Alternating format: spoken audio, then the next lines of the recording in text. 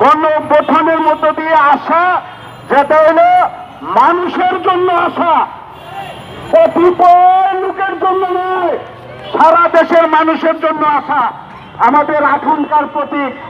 আমি প্রশ্ন রাখতে চাই, প্রত্যেক দিনেই দেখি এই সরকারের বিভিন্ন বাহাদুরি, কিন্তু এই সরকারের এই মন্ত্রণালয়ের সেকেন্ড ইন কমান্ডের নেতৃত্বে যে কথা শ্রমিকদেরকে দেওয়া হয়েছিল সেই কথা বাস্তবায়ন না করে এই মালিক কর্তৃপক্ষ এখনো কিভাবে বাইরে ঘুরে?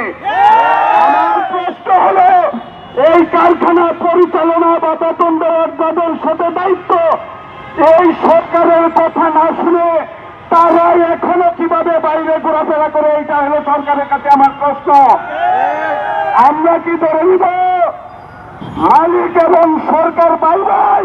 তা না হলে তারা কেন বাইরে থাকে আর আমরা রাস্তায় এরকম ঘুরি? তারা এসি রুমে থাকে আর আমরা রাস্তায় বেতন চাই চিল্লাই। সুতরাং প্রশ্ন একটাই, কথা একটাই, যে সরকারের কথা না শুনছে তাকে ধরে নিয়ে বাধ্য করা এই বেতন দেওয়া। আর আমাদের পক্ষ থেকে আপনাদের কাছে নিবেদন একটাই, টাকা না নিয়ে করে যাওয়ার সুযোগ আমার নাই, আমি চাইতে চাইলেও পারবো না। কারণ দোকানদার, বাড়িওয়ালা, আপনার লোকাল মাস্টার, লোকাল পুলিশ সব আপনি আমার পিছনে লাগাই দিচ্ছেন, আমি যাবো কোথায়? সুতরাং হয় টাকা দিবেন, না হয় আমাদেরকে সহ জেলখানায় ভরে দেবেন, আমাদের আপত্তি নাই।